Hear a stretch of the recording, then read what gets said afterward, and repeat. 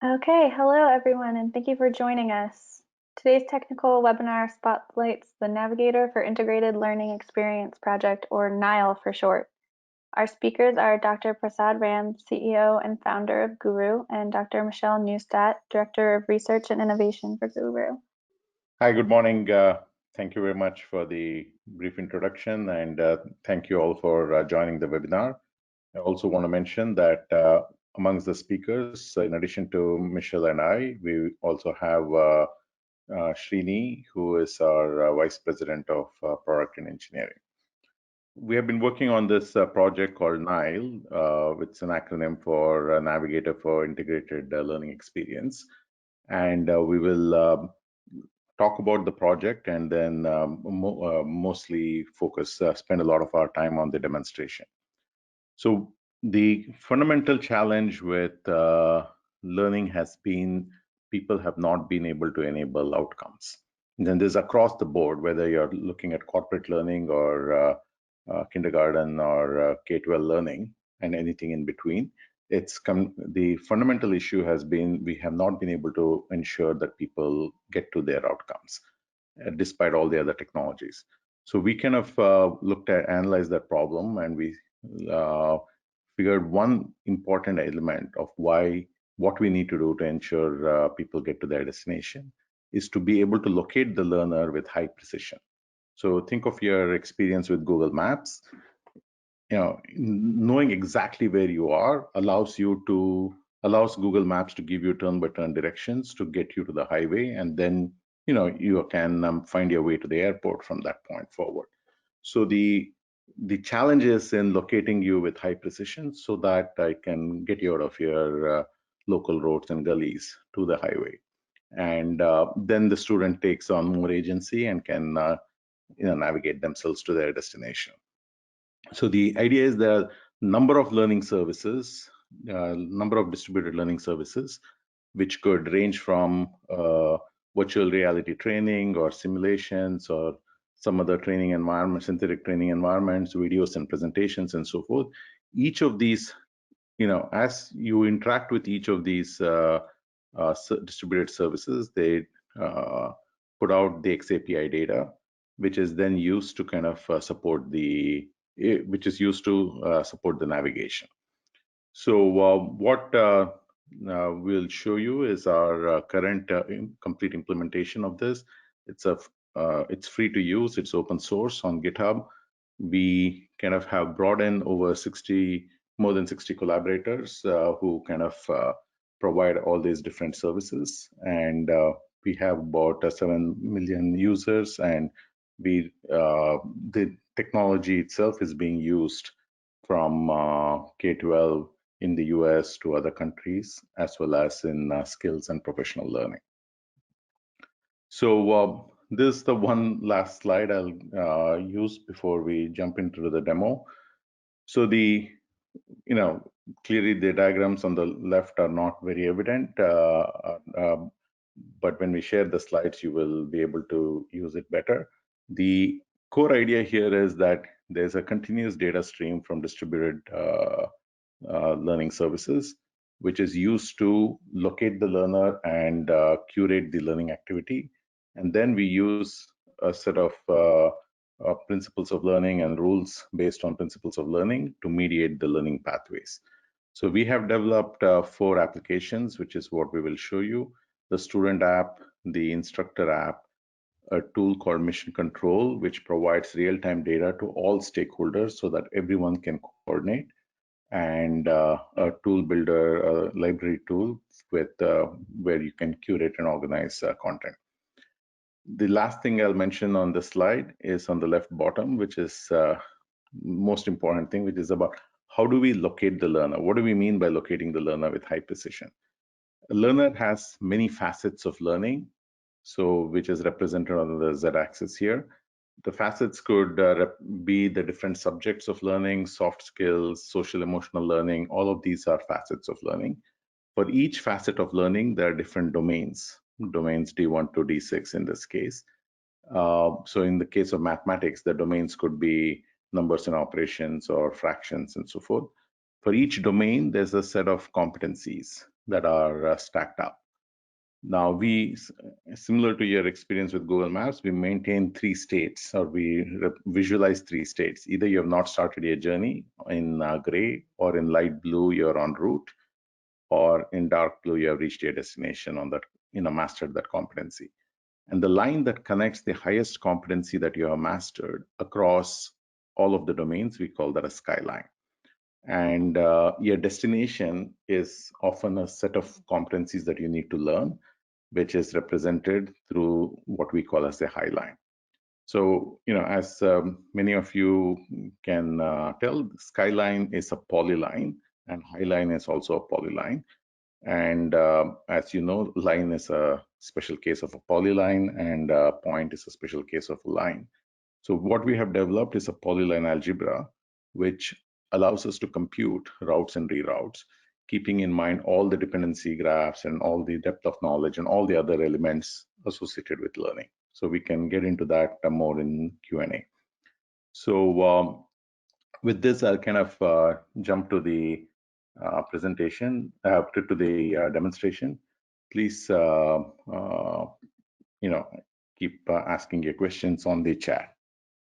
So I'll first show you the student experience, and then my colleague Michelle will talk about the instructor experience, and then Srini will demonstrate the mission control and cover all the other stakeholders' experiences. So I'll use a set of mocks so that we don't have to actually study and move things faster. The student starts on the Navigator app. So this works on mobile devices, tablets, and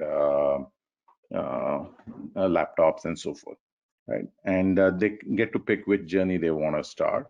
And they start their math journey, confirm their grade, and they take a quick diagnostic, answer a few questions, and then for all the domains in math, counting and cardinality, operations in base 10, fractions, and so forth, here's the highest competency that the student has. This is determined through the diagnostic, and this can be determined through other sources of data as well. And now the student mentions what is their learning destination, Math 8, and they ask for directions. So the directions are highly personalized. So all of us sitting in a particular class or a cohort or training can have the same destination, but we all have different skylines. So our routes will be different because of our skylines are different. So a student looks at it and says, that sounds good, let's start navigating. And so now they are going through a series of learning activities from distributed systems, across distributed systems, and studying one competency. They watch a video, they work on a project. So the activities can be offline. They don't all have to be digital, right? And so projects, essays, proofs, presentations, all of those are valid activities. And they can read a chapter. And then for the digital activities that they did, the system captures the data.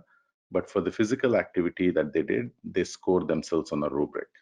And they react to their experience. Now they take a quick assessment to see whether they learned that competency well enough. In this case, the student gets 1 out of 3 wrong, and the system offers a reroute suggestion. So just to recap what has happened, student took a diagnostic, located themselves using the diagnostic.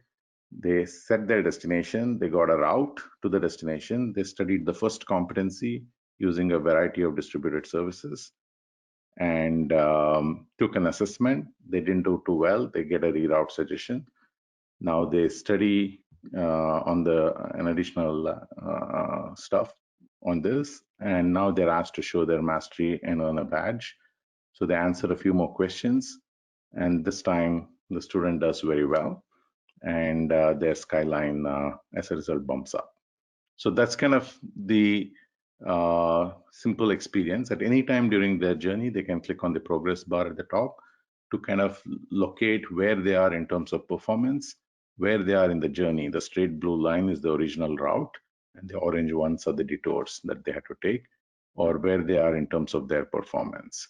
Now they can inspect their performance, so a lot of reflection, agency. All of this stuff has been built in, and we'll cover some of this in some of the, when we show the teacher and the mission control demonstration as well. So one of the things when I led a large team on Google Maps, one of the things I said is it's not about driving directions. It's about eliminating the anxiety of travel. And we are going to eliminate the anxiety of travel with two things. One is simplicity of use and assured success. So you don't have to know as a user of Google Maps, what is the name of every road, what is one way, which way, what are the speed limits, nothing. All you need to know is to go straight for 1.2 miles and make a right turn. And that's kind of the simplicity of use that we have brought in from a user's perspective. Now, clearly the system underlying this is handling all the other complexities about competencies and decay functions and depth of knowledge and misconcepts, popular misconcepts people have, and all of that is being factored in. And we can kind of discuss more about how the science underlying the whole thing works. So I'll kind of pause here and hand over the controls to my colleague, Dr. Michelle Newstadt. Great, thank you so much, Prem. So I am going to show the instructor experience right now. One thing I want to stress is I will show Math Navigator course, but I just want to show on the instructor card, this could be for any subject, for any learner from early childhood to lifelong learning. As long as any course has a competency graph behind it, it can work and the student can have this navigated learning experience. So I'm going to come down to grade 8 math and building from where Pram left off. Each student has their own skyline. So the student's skyline can, the first approximation to the skyline can come from a diagnostic, can come from basically the first studying experience. There are many different ways. The system is built with purposeful flexibility to work in the existing norms of that learning experience. So each learner has their own skyline and it looks different. So for one of our learners, Buzz Aldrin, you can see if he's in 8th grade math, it looks like he's having quite a bit of success. But however, if we change that skyline or the high line for that learner, we can see that he still has a lot to learn in algebra. So there's always room for growth for every learner, depending on how we design, how the learner sets their own high line. And that's where some of the student agency comes in, as well as a conversation with an instructor. So if we expand this, we can get a lot of information from this competency graph. So we could click in and we can inspect each competency. Each cell is a single standard, and you can see if a learner has mastered it or if they're in progress or not yet started.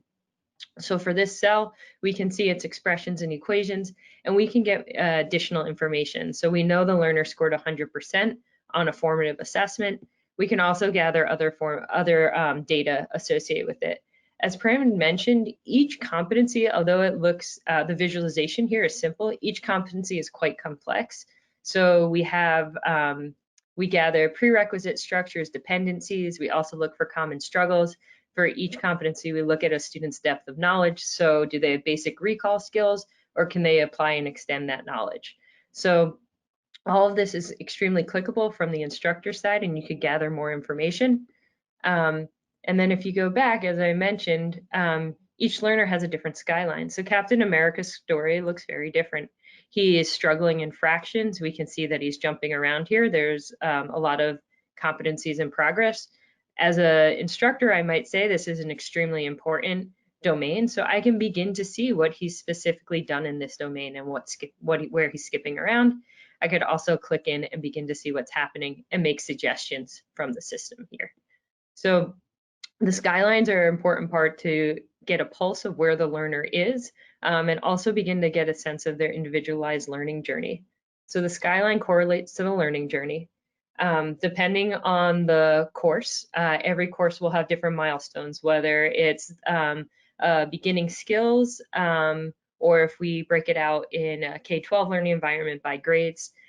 Each group has different milestones, and from the instructor experience, you can see the whole course. you can also begin to see information. So it's designed as a sort of traffic light color coding system. So if there's red, we mean instructors should pause and take a look at what's going on. We can do a deep dive into any aspect, and we can see what's going on for different learners. For specifically informative assessments, we can take a look, we can sort and see where learners are beginning, where the struggle is happening. So in question 2, we see there's a struggle, and I could quickly make suggestions to any of my learners who have demonstrated a struggle. So the system offers the instructor curated suggestions from the Guru catalog, but there's also a lot of choice and agency that we mentioned earlier that they can pick from content they've created or different libraries, and also from the course map. So these are other options where the instructor can make a choice to make suggestions. One thing that Pram had showed is the idea that every lesson has a collection of resources. These are distributed resources, and it could be anything. It could be digital, where they're interacting with the simulation or a video. It could be something offline, where they're asked to go to some kind of library or museum, or it's experiential learning experience. In each lesson also has a check for understanding, which is a formative assessment. In this case, it happens to be a machine graded assessment, but there are also offline tasks, which I'll show. So just going back to our friends Buzz and Captain, we can see Buzz's learning journey is matches to his skyline. He only has some competencies left to study in grade 8 and grade 7, whereas if we look at our friend Captain here, he has he can fill his gaps all the way back to 4th grade. So if we look into math 8th grade, since he's an 8th grade learner right now, we can click through and we could see on his learning journey he has a path. He demonstrated a struggle, and then there are system suggestions and instructor suggestions. So again, the visualization is simple, but behind the scenes, we've operationalized the learning sciences. So when a struggle is demonstrated, we begin to characterize a learner and get a better sense of where is the struggle happening. We can make suggestions for prerequisite structures. We can offer some scaffolds where a learner might get a solved example, or they might see the content again in another context and get another collection. So on the back end, there's a lot of complexity going on to offer personalized suggestions. And the learner can decide to take them or not, and the instructor can also offer suggestions. So it's simultaneously a system offering as well as the instructor. So they're working in tandem. Then if we come over here, our class activities, this is the idea where the instructor can post for assignments for the learner. So one aspect here is this idea of a go live assessment. So an instructor can have students answering in real time, and this is a spot where the instructor can get a pulse of the learner. Again, everything is clickable. The instructor can view it in any way that makes most sense to them. So if I'm coming down here, I can begin to see that this is a common wrong answer. So I might share this on the board, or given the current learning environment, since everyone's remote, all these go live assessments can be done in a Google Meets. It's integrated with Google Meet, so a video call. So teacher can put this and help all the learners in a remote setting. One thing I do want to stress, and Pram also stresses, is the idea of learning can happen online and machine graded items, but there's also a richness to offline activities. All offline activities can have a rubric associated with it. So a learner can score themselves, or an instructor can also score the learner. So offline activities can be group projects, it can be individual work, and the instructor will have all this information and all the artifacts that the learner hands in. So I could click in and I could see what the student has done, and I could click through and carousel through different answers before I begin to grade. It also doesn't have to just be an individual click and you get a number. You can give feedback, great work, good effort, something like that. So there's a lot of different ways for the learner and the instructor to continually interact. And also on the offline activities, the learner can show a greater depth of knowledge and apply that knowledge that they maybe studied in the learning journey. Really quickly, going back to where we started with the student locator, I just want to show this is a real-time data backbone. So the instructors have options to see data in many different forms.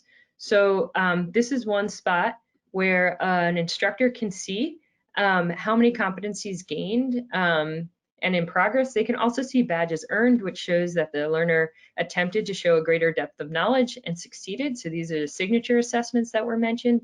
There's also the suggestions taken really gives a sense of perseverance and grit for the learner, in the sense that even though we have a 36% average score performance for Jimmy Connors, he's taken 53 suggestions, indicating that he's attempting to see the content again in a different context. So this is a nice spot to have a conversation with, where's the learner struggling? And then again, you could click in further and get additional information about competencies gained and inferred. And this could be set for any date. So coming to the performance overview, we like to think of this as our air traffic control view. This gives the instructor the pulse of the class. There's the idea of progress versus performance. So this is again looking at the competencies gained and what they need to do to reach that high line. The other place that I want to mention, we really try to support instructors to differentiate instruction. And one way is to identify and bucket struggles for learners. So you can see here, these are on grade level struggles versus struggles below grade level, or whatever that milestone is for any subject area.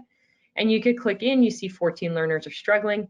And again, the instructor can make a suggestion, or they can add to the class activities for these learners who struggled. These are the system curated suggestions, or you could pull from any piece of content from Guru or your content as well. So I am going to pause here and turn the controls over to Srini to show mission control. What I'm going to show you guys right now is mission control. Mission control provides real-time data for all the stakeholders. Like Fran showed, students learning, teachers monitoring the students' progress, making suggestions, etc. All of this data is aggregated, and admins of each tenant on the Navigator can view KPIs and detailed reports about the learning of their cohorts. Mission control aggregates data not only from the events generated from within the Navigator, but also from distributed services feeding XAPI data streams into our LRS. Navigator is also architected to evaluate data from distributed LRSs. As a Guru super user, I can see information about the learners and instructors across the world, whether it is in the US, India, or in Brazil, for example. I can drill down into a specific country and see what's happening in each of the states in that country. For example, here, you can see the total number of competencies gained in California, Idaho, etc. I can drill down into the specific state and see. The screen is not refreshing. So we'll take over from where Srini left. Basically, mission control is about getting real-time data to all stakeholders. So you can see about how learning is happening worldwide, and depending upon who you are as a stakeholder, you will, based on your role, you will see appropriate limited data. And you can see all the collaborators in the ecosystem that are coordinating. So for example, if I were to kind of look at United States, then in the month of February 2020, 46,000 competencies were gained in the United States.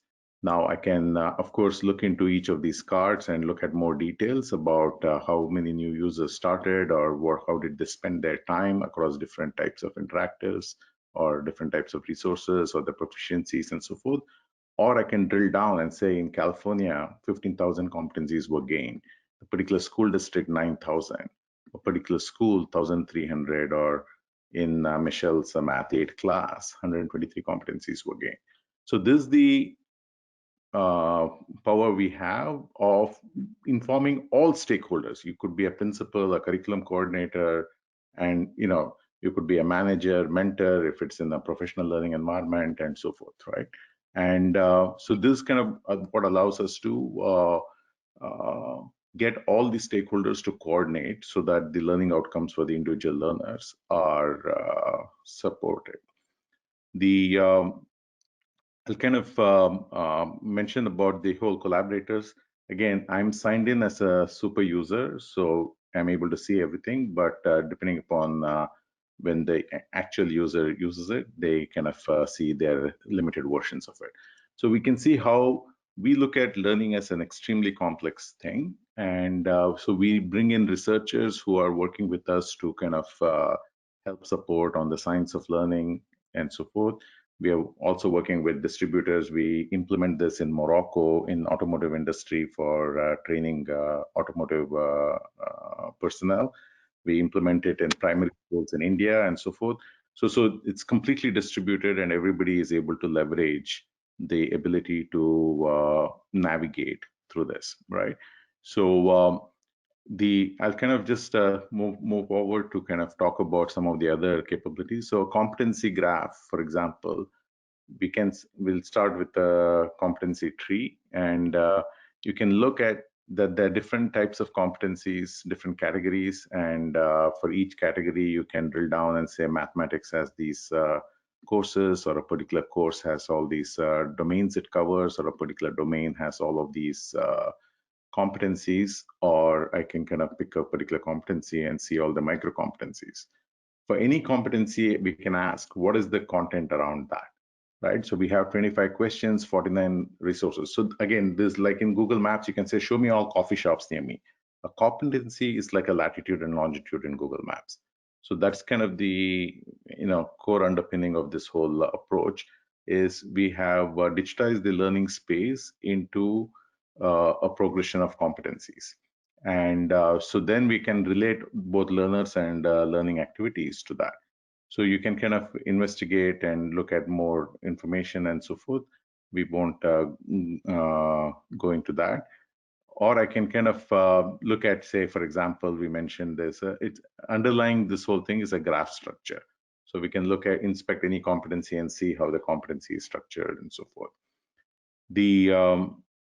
I'll kind of just switch to showing about the learners. And so I can select a particular learner, and of course, depending upon your roles and privileges, they will have limited access to what data they are able to see. So here the learner is able to kind of, I'm looking at a particular learner, Topanga Lawrence, and looking at her skyline across all these facets: social sciences, math, English, soft skills, and so forth, right? And so this is the idea that we are able to continuously, using real-time data, construct a complete view and a complete understanding of the learner. So there are a lot of standards emerging, such as ILR, interoperable learner record, or CLR, comprehensive learner record, and so forth. And we will adhere to all of those standards so that we can exchange the information about the learner, so that every service provider can further personalize their services itself.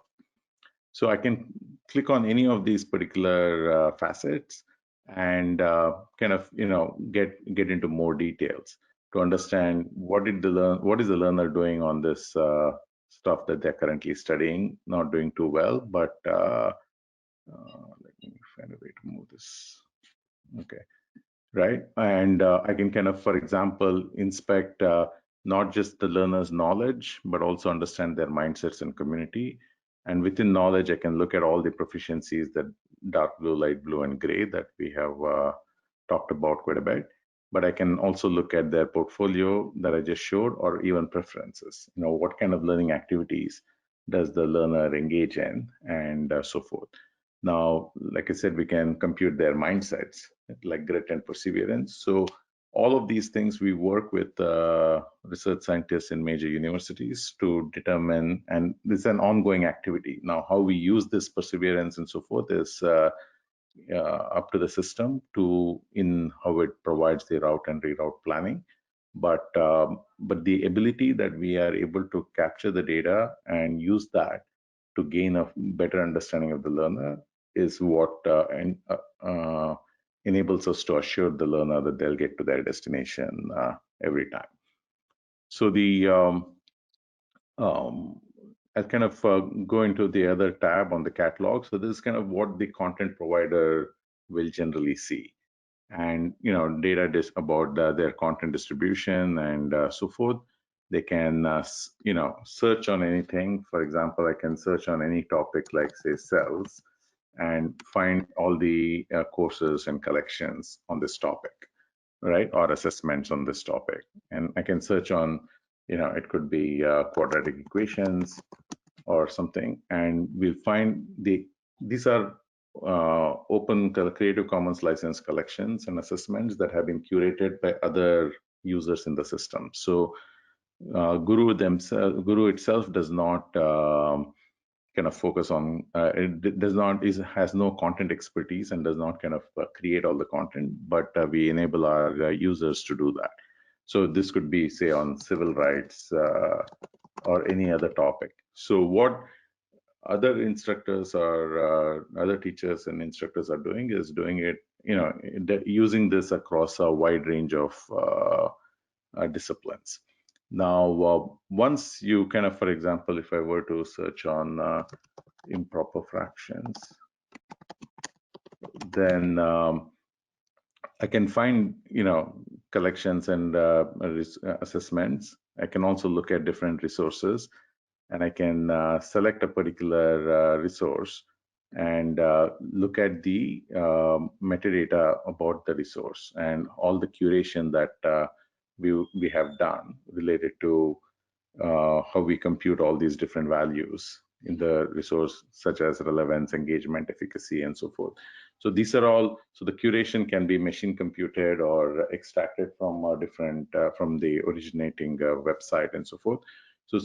And that is the huge value that Navigator provides, and very similar and very analogous to your experience with Google Maps. Google does not build Starbucks or gas stations or roads or highways. All it does is manages the data about it, right? And for every Starbucks, it will say it's 0.1 mile away from your path, it's 4.8 star rating, these are the operating hours, and so on and so forth. So it manages a whole bunch of information related to that. And that's kind of the richness with which we kind of use the big data so that we can analyze and curate all the learning activities, whether they're distributed systems or pieces of content, as well as build up fuller understanding of the learner themselves. Yeah, so with this, I'll kind of, there's clearly a lot more to talk about, and we can cover some of that during Q&A. I'll just jump back to the presentation, and we will kind of talk about, so what does this mean for how do we transform enterprise learning using Navigator? So like I mentioned, this is, analogous to Google Maps. It doesn't matter whether you want driving directions in California or you want to take a train in Tokyo. You can use Google Maps to help you navigate. As long as there are a bunch of resources, there's latitude and longitude for every point on Earth, then the rest of the science works or the mathematics works.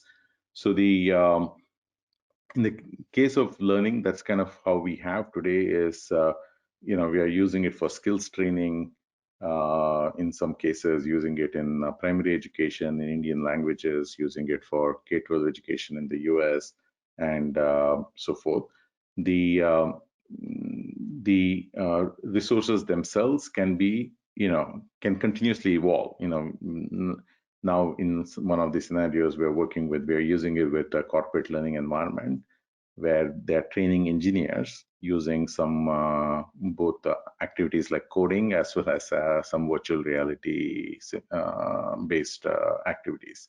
So the beauty of this approach with what ADL calls as the total learning architecture is what matters is the data stream from that activity. The activity itself can keep evolving as technologies evolve.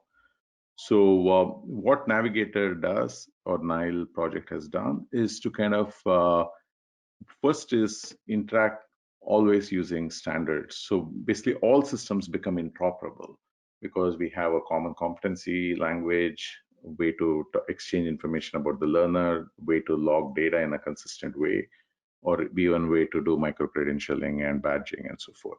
So by including the Navigator in their application, they're able to kind of, any system can be made to speak all standard languages and standard protocols. The next thing is you take your existing courses, and so clearly, like Google was not the first one to invent an atlas, right? So Google kind of came up with Google Maps, but after that, atlases existed already. And similarly, analogous in an analogous manner, people already have a rich variety of courses on all kinds of topics. So what we end up doing is kind of working with them to align, help them develop a competency framework and align their existing content to the competency framework. So that kind of then gives them all of these tools. So like we said, it's free and open sourced. So the tools themselves can be easily used by people who have content in specific areas. Like, for example, we're just starting to work in work with a team that focuses on training healthcare workers, or to train them for COVID relief and so forth. So again, they have all the content. We are not the ones who are going to come up with the content, and usually their content is reasonably structured. We just need to kind of get it to the rigor of a competency framework, which, like I mentioned, it's this progression space with polyline algebra and all that stuff has to work. Then we can kind of give all of them, all of their nurse trainers and so forth, the navigator experience. So the last thing I'll talk about is, so where are we going with this? So basically the focus is on interoperability and outcomes, right? And we have to make sure that we have access to, or the learner has access to, a whole range of distributed learning services and activities. And we're able to locate the learner with high precision so that we can get them to their destination every time. Like I said, eliminating the anxiety of learning is about simplicity of use and assured success. And it doesn't matter who the learner is. They could be learning in different languages, different disciplines, different learning abilities, and so forth. So the technology itself is by design very inclusive, and we make it. Currently, we already it's being used in environments with very different technology infrastructure. Where there are connectivity is intermittent, or students don't have devices, and so on and so forth as well. So where we're going with this is to kind of focus on the collaborative, right? Which is, how do we bring all the researchers, system providers, instructional designers, and everyone else to kind of enable the learning outcome. So because there's a free and open project, we are able to kind of work with all these other collaborators who will leverage the navigator for their own areas of interest. We want to kind of develop what we call as the learning genome, which is, as you observed, the fundamental issue is about how do you come up with a competency graph. So what we have developed, in one of our research projects, we have come up with this auto generation of competencies given a corpus of content. So if you give us 5 textbooks on machine learning, we can tell you what is the competency framework for machine learning. So we get about 72% accuracy, and then it's used with a human editor who kind of fixes it up after that. So then we kind of, the whole area of science of learning. So I want to just emphasize the aspect of science of learning, because this kind of ultimately, that's how you can ensure outcomes. So when you look at the whole flow of what happens, all these distributed systems, whether they're third-party apps or the navigator, log data. The data is interpreted against a competency graph, and used to, and machine learning techniques are used to compute how do we locate the learner or curate the activities. But subsequently, we kind of we use a search ranking technique, but basically it's applying a variety of rules of principles of learning to kind of on these located learners and curated activities, so that we can kind of rank the next suggested activity for the learner. So this kind of blend of what we bring between the more conventional machine learning part of it, as well as how do we kind of use more of a rules-based approach where we have principles of learning and they stem from variety of disciplines from psychology, cognitive science, neuroscience, and so on, and how we are able to incorporate all of these to ensure learning gains for the learner. And then I'll kind of mention that we kind of want to develop this future of learning course as an exemplar, and so that way we will be able to kind of show people, regardless of what your area of interest is about the future of learning, then you use the navigator to learn about navigated learning itself. So the last thing I'll mention is about what we call as surround computing or surround learning, which is there is learning when it is destination based. I have a destination and I'm learning towards the destination. But there's learning because it's passion based. I learn about COVID. I learn about I visit a place and I learn about that place and so on and so forth. It's not because I have to take a test or somebody is going to grade me on this, but because I care about it. So we kind of look at it. So what we have developed the navigator is to support, what we call as triggers. The trigger for learning could be the fact that you have a destination, that you're preparing for a quadratic equations quiz tomorrow, or the trigger for learning could be your physical surrounding, or a news event, or a social media post from your friend. So in surround learning, what we are now extending this is to kind of show that, for example, if you pull up at a gas station, then navigator can suggest, can prompt you saying, do you know why it's called 87, 89, 91? Why didn't they number it 1, 2, 3 or silver, gold, platinum, right? Or what is the significance of low-grade gasoline? Or what is the geopolitics of oil?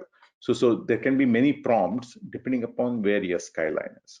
So we kind of see this whole, our understanding of the learner will allow us to kind of prompt the learner with the right kind of prompts. So if a girl is walking to school and it's foggy, what causes fog? Walking back and they see moonrise coincide with sunset today, then when does moonrise coincide with sunset? There are all kinds of prompts for learning, but it's critical to know where the learner is. And as all of you have experienced with any of the search tools and so forth, it kind of doesn't care who you are. It basically says, if you search for global warming, you get this Wikipedia page. But if a third grade student searches for global warming versus a professional student searches for global warming, clearly they are expecting different results. And that's what we are able to do, is to kind of essentially search up the right learning activity based on the skyline of the learner, and use it in scenarios outside of destination based, or where there is a very clear intent of what you want to learn and why you want to learn, versus more of a passion based learning. So I'll pause here, and we can take a bunch of questions across the overall approach and the science of navigated learning to an interoperability and so on, to the student experience, the instructor experience, and the mission control that we showed. Okay, we actually did get a few questions sent in already. If you haven't sent a question and you want to, it's the questions/chat panel in your GoToWebinar control panel.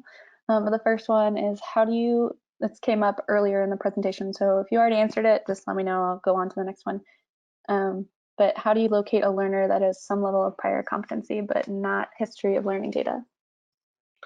Yeah, so we use a technique which we call as progressive approximation. So clearly understanding a learner to the fullest extent is our ideal. But the reality is we have to start with little more than 3.5 GPA or A grade of 78%.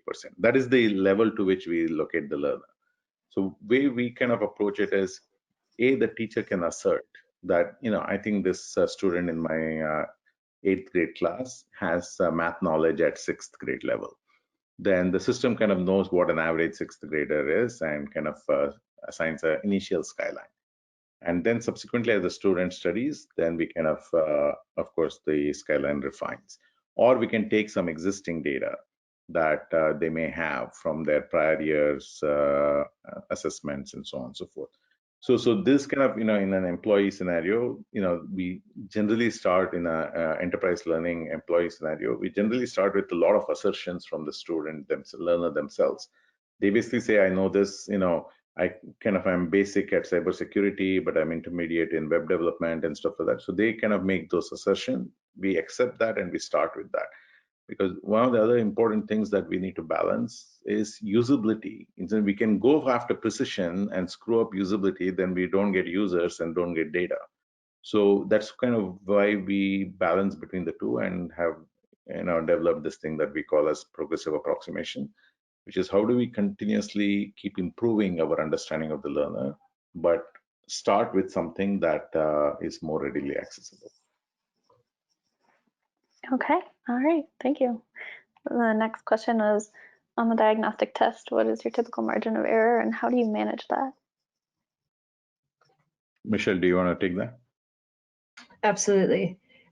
So building on what Pram just said, we actually don't measure a margin of error on the diagnostic. It's intended to give a first approximation of where the learner might be. And then as they study the every interaction with a resource and assessment items or activities gives us activity stream data. So where the learner is becomes more and more precise with the interactions. So that would be a really interesting research study to look at the diagnostic and then look at after X time period and Y time period where the learner's more precise location is. But we give, typically we work with content experts on the diagnostic and give questions at different levels in the milestones to get a general sense of where the learner is, and then they start studying and that margin of error is then narrowed. All right, thank you. The next question is, are you working on developing standards for competency Moodles? How are they developed consistently between education entities, or is NILE building out all of the competencies? Yeah, so our entire approach is through what we call as the navigated learning collaborative. So we are constantly bringing different people who are experts in their disciplines and building out, like one of the Silicon Valley companies that we are working with kind of has developed 10 competency frameworks for training their engineers. Now, we are no experts in any of these subject matters, so we kind of work with people who are the experts and similarly, in our implementation in primary schools in India, based on their local standards in their local language, they build out all the competency frameworks for that. Right, so that's kind of how we build it. So NILE itself is going to build a set of, has built a set of tools so that, competency editors and so forth. But that's what we provide, but work with the ecosystem to kind of leverage their expertise on these. All right. Next question is, where do you get all of the content? Do you write it yourselves, or I think maybe that's related to what you were just saying, or upload it from a textbook or other source? If by yourself, do you create the content in an LCMS first? Yeah, so Okay. I can keep reiterating this, which is like Google Maps. Google Maps is just a data backbone. They don't build roads or they don't build Starbucks, right? And very similarly, Learning Navigator is a data backbone. It's a learning data backbone. So we kind of do not do content ourselves, but there are a lot of people who have done a lot of content. A lot of the open content we have developed in like a Google search engine. We have developed a crawler, indexer, and we do allow people to organize this with a set of tools into collections and assessments and so on. But people can even have private content in it, and they can have premium content, which is available only to their cohorts. So I'll kind of mention one more thing to further clarify this point, that the way Navigator is run today is we run it on guru.org, and that's kind of what we call as the public Navigator. But if anyone else, like the Silicon Valley company or the skills training that's happening and so forth, they come and, or a school district, they want to use the navigator, then we create a separate tenancy for them. It's still on our hosted environment, but it's a separate tenancy. So what they do within their tenancy is private and completely up to them whether they want to share it with the rest of the public or not. So we give the tenant the full control. And the navigator itself, there is a hosted environment, but you can kind of do an on-premise. So first of all, the software is open source on GitHub, so anybody can download and install it wherever else they want. And one of the on-premises implementation is with ADL or through ADL with US Department of Defense. Okay, thank you for clarifying that again. The next question is, okay, can you make private content for a specific set of learners that won't be visible to other classes or learners? Kind of sounds like the content you were just talking about with the Premier content, Yeah. maybe. Srini, do you want to build on that particularly? Yeah. So yes. So as like Pram mentioned, you set up a tenancy. You have your own private repository where you can create your content and have that accessible only to either all of your learners in that tenant, or to specific set of learners by, let's say, as an instructor, I create a course and then have it accessible only to the cohorts of students who are taking up that course.